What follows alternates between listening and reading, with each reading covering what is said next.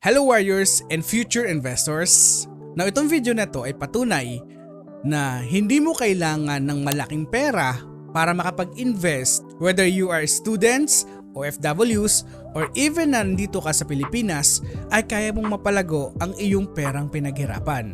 Na kung curious ka na kung paano natin ito ginawa and meron tayong real example dito today, mag-stay ka lamang hanggang sa dulo at ipapakita ko sa iyo yung mga step by step na ginawa natin para mapalago ang ating investment.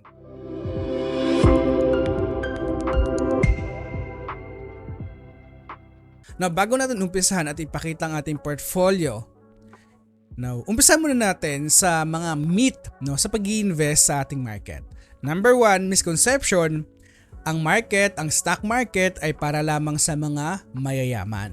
So dati nang hindi pa usong digital platform, ay talagang limitado lamang yung access nito, 'di ba? Kumbaga sa mga masyadong elite lamang talaga yung pwedeng makapag-invest sa market. Pero today, nasa digital age na rin tayo, marami ng platform na nag-o-offer ng mga lowest deposit. Kapag simula ka na kahit 1,000 pesos lamang, yung mga ibang broker ay walang minimum deposit, And yung kagandahan today sa ating generations. Now, ang katotohanan dito ay hindi mo talaga kailangan na sobrang laking pera sa simula.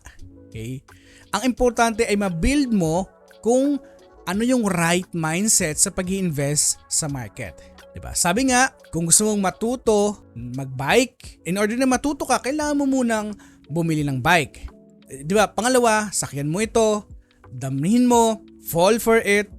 Sa pag-i-invest, ganun din. Na kung maglalagak muna tayo ng ating pera na pinaghirapan, napaka-importante na dapat gamayin muna natin. Meaning, alamin muna natin yung pasikot-sikot, ano ba yung mga kailangan tandaan sa pag-i-invest sa market para matuto tayo. Kapag nagkaroon man tayo ng setbacks o mga unexpected losses, hindi masakit yung ating masyadong pagdadaanan. Kasi what if first time mo mag-invest sa market, yung whole savings mo ay nilagak mo agad ng isang bagsakan and yung stock na binili mo ay bumagsak ng 50%. Sobrang sakit nun. Sobrang sakit kasi hindi mo alam ang gagawin. So in order na matuto tayo in a safe way, so katulad din kung paano tayo matuto mag-bike. Paunti-unti inaalam natin yung pasikot-sikot sa merkado para magkaroon tayo ng idea at right mindset kung ano nga ba yung strategy na nababagay sa atin as an investor or even a trader. Kailangan natin ng risk management. Ngayon, alam ko naman na mga Pilipino, talagang kailangan muna may pruweba bago tayo mag-take action, di ba? Ganun yung mannerism natin mga Pilipino. Now dito, sa Dragonfly portfolio, ang ginawa natin dito ay nag-deposit lamang tayo ng 1,000 pesos. And simula nun, hindi na natin to dinagdagan ng ating personal na pera. Kasi nga ito ay challenge account. Instead na mag-deposit tayo na mag-deposit, ang ginawa ko, nakukuha kong referral sa mga nagkiklik o nagkikreate ng account gamit ang aking code. So ito yung pinanglalaga ko dito sa Dragonfly account natin. Kasi baliwala kasi yung ating challenge portfolio kung ang ilalagay ko yung pera ko mismo. Kasi mabilis ko itong mapapalago talaga gamit yung every month na kinikita ko sa aking mga business and anything. Mabilis natin itong mapapalaki itong total value natin. So in order na magkaroon tayo ng challenge, so ngayon ang tanong, Renz, magkano ba yung nakukuha mong commission? So guys, ipapakita ko sa inyo na talagang very transparent tayo dito and also ito ay broker generated sa ating Dragonfly. So talagang 100% very transparent tayo dito sa ating Dragonfly portfolio. Guys, So dito sa ating transactions history, guys, ito yung ating transaction history. Simula nag-create tayo ng account sa Dragonfly. So umpisahan natin, okay? So again, nag-deposit tayo dito ng 1,000 pesos. Ayan, so ito na yon. So yung ating nakukuhang commission nasa 200, 150, di ba? 100, 80, 40, di ba? Makikita mo dito, yung pinakamalaki ay nasa 1,500, So ito yung pinakamalaking nakuha natin na commission, pero hindi yan every day, hindi yan every month, 1,500 rin nakukuha natin. Talagang, kumbaga, paunti-unti, guys, So ang gusto ko naman sabihin dito, what if, ang kaya mo lang i-invest sa market ay nasa 500 pesos, 200 pesos, 80 pesos, 40 pesos every month. So it is impossible na wala kang matabay na kahit 40 pesos man lang sa pagpapalago ng iyong investment. So napaka-importante talaga sa pag-create ng ating wealth over time ay yung consistency na magdagdag ng ating investment. So dito makikita mo na hindi yan 1,500 every day, every month ang nakukuha natin. So mayroong 40 pesos yung pinakamaliit and 1,500 yung pinakamalaki. Okay? Now, dito na tayo guys sa exciting na part. So nag-deposit tayo ng 1,000 pesos. Okay? And ang ating total value na ng ating portfolio today ay nasa 10,000 pesos na. And guys, wala pa tayong 1 year na nag-create ng account. So mag-1 year tayo dito sa ating Dragonfly portfolio sa August 27. So what if ipagpatuloy natin yung ating investment ay nasa 100 pesos to 200 pesos a week? Diba? Over time, over the next 5 years, kung consistent natin itong ginagawa, sobrang lalaki ang ating investment. Maliban doon, lumalago ng ating investment, natuturuan pa rin tayong mag-save sa ating investment sa ating broker. Now, bago ka bumili na kauna-unahan mong stocks sa ating merkado, kailangan mo munang malaman paano nga ba ikaw kikita sa stock market. Okay? So may dalawang paraan para kumita dito. Number 1 is capital appreciation. So paano yon? So for example, dito sa ating investment, so bumili ako sa 8.45 centavo. And today, ang presyo na ng Price Corporation ay nasa 12.10 centavo na. So ibig sabihin, simula nang bumili ako, tumaas na ang presyo ng kumpanya. Ito yung tinatawag nating capital appreciation. Now, ang pangalawang paraan naman para kumita dito ay sa pamamagitan ng dividendo. Okay? So ano nga ba itong dividendo, Renz? So itong dividendo, ito yung kumbaga pabuya ng company na parang thank you na ikaw ay naniwala sa aming company at nag-stay ka dito at dahil dyan bibigyan kita ng dividendo. So meaning, for example, kumita ang kumpanya ng 5 pesos. So sinabi ng management na itong 2 pesos na ibibigay natin ito sa ating shareholders sa pamamagitan ng dividendo. Okay, yung 3 pesos, ilalagay natin ito, ilalaan para sa pag-improve ng ating business. Para over time, lumalaki ang dividendo na ibinibigay natin sa ating mga shareholders. Okay, now, makikita mo dito sa Price Corporation, nakakuha na tayo ng 41 pesos na dividendo. Ngayon siguro ang iba sa inyo magtatanong, Renz, lahat ba ng stock o kumpanya sa Philippine market ay nagbibigay ng dividendo? Ang simpleng sagot lamang dyan ay hindi, no? So ang iba ng mga kumpanya talagang hindi nagbibigay ng dividendo. So para malaman mo kung ang kumpanya na nire-research mo ay nagbibigay ng dividendo, simple lamang. Kunyari si SM i-research mo, does SM pay dividends? So lalabas na agad yan. And para malaman mo kung nagbibigay sila ng dividendo, pwede mong pindutin yung investing.com, Morningstar, and pse.warriorsph para malaman mo yung dividend history ng kumpanya na nire-research natin. So ang example natin dito ay si SM. So dito si SM, makikita natin sa kanilang dividend history from 2006 until today, nagbibigay ng dividendo ang kumpanya. Pagdating sa dividend investing, lagi mong tatandaan ang dividend yield and ang dividend amount. So yung dividend amount, ito yung matatanggap mo per share sa iyong hawak na kumpanya. For example, meron kang hawak na share sa SM and nagbibigay ito ng annualized payment na 13 pesos per share. Okay?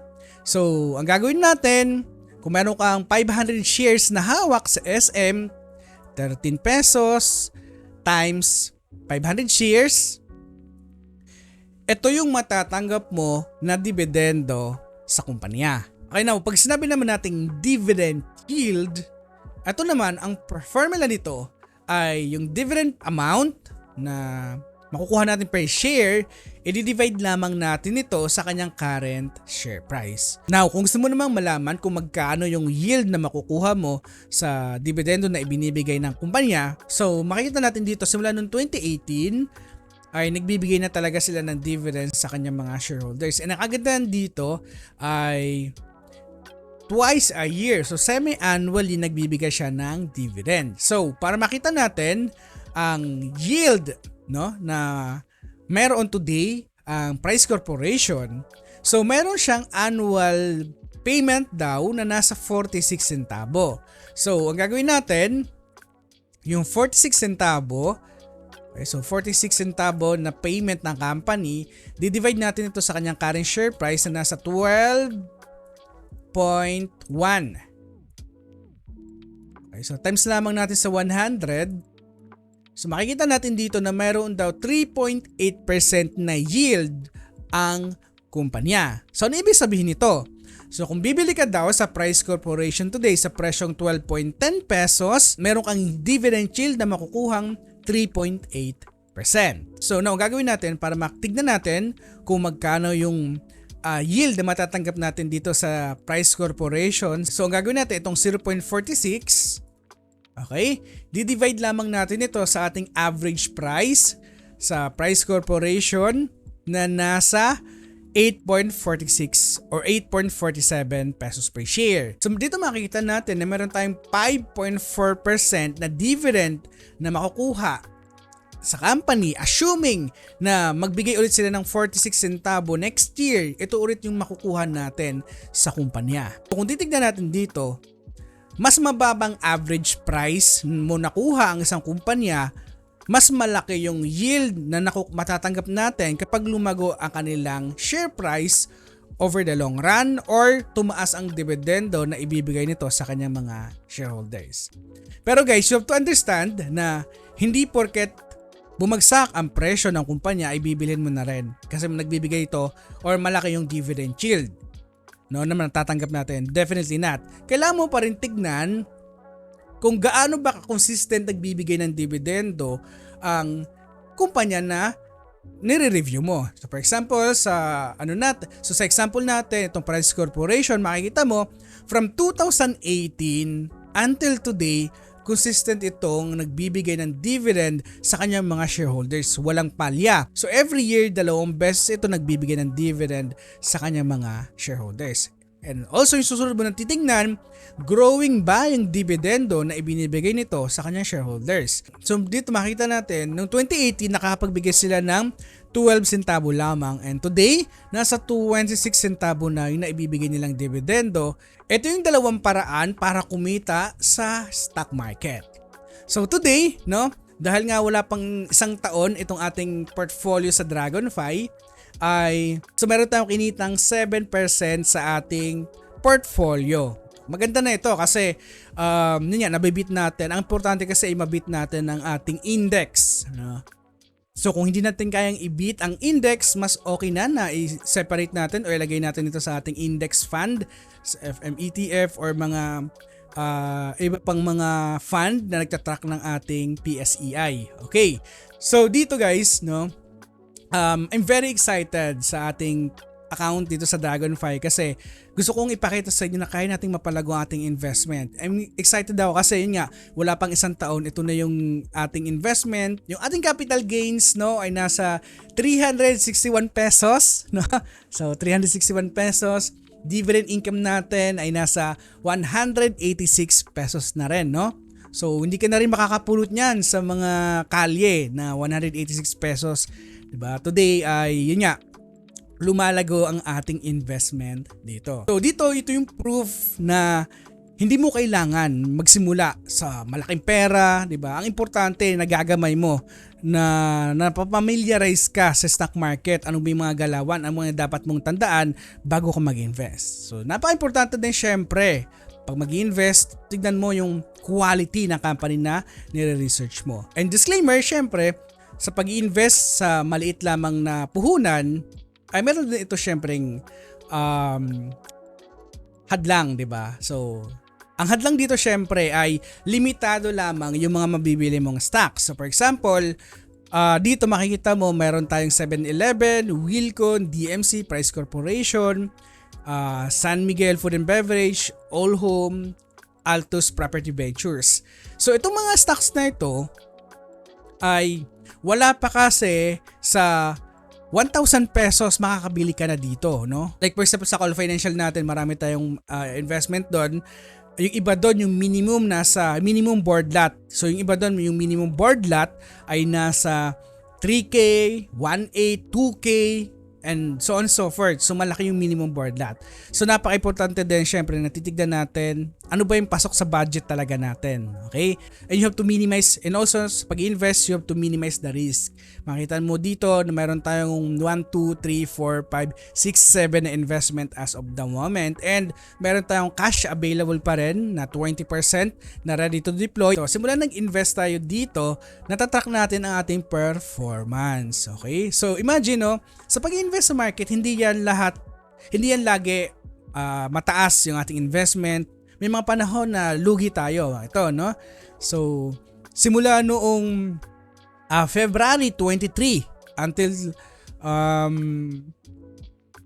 June 23, tingnan mo yung ating investment lugi dito. Ang importante gagawin natin ay hanapin natin yung mga stocks sa ating portfolio na maganda yung fundamentals and sa tingin natin may potential na mag-grow and yun yung paglagakan natin ng paglagakan. And over time, pag nag-appreciate na ito, talagang malaki yung i-improve ng iyong portfolio na hawak. So makikita natin dito yung 7% na gains. Sa iba, medyo maliit yan. Sa iba, medyo okay na yan. Mataas, no? Nabibit na rin natin kahit paano yung inflation. Ang importante kasi natin sa pag-i-invest ay consistency, no? Consistency sa pag-i-invest. And also napaka-importante na lagi mong tatandaan, ano ba yung goal mo? Bakit ka ba papasok sa stock market sa pag-i-invest?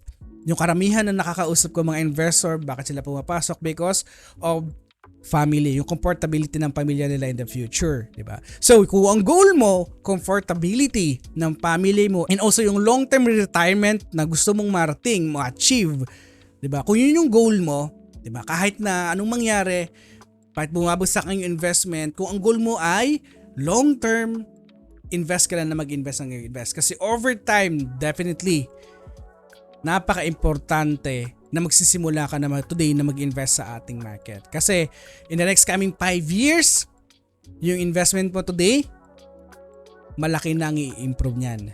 So, napaka-importante na consistency sa pag-invest sa ating market. And also, lagi mong tatandaan, and lagi kong sinasabi, ang pag-invest sa ating merkado ay para itong pagtatanim ng palay. Alam mo kung ano pinakamahirap sa pag-invest at sa pagtatanim ng palay? Hindi yung sowing, hindi rin yung reaping, but the season of waiting. Okay guys, so hanggang dito na lamang muna yung review natin sa ating Dragon Pie portfolio. So once again, this is Pse Warrior na lagi nagpapaalala, invest wisely and see you on the other side.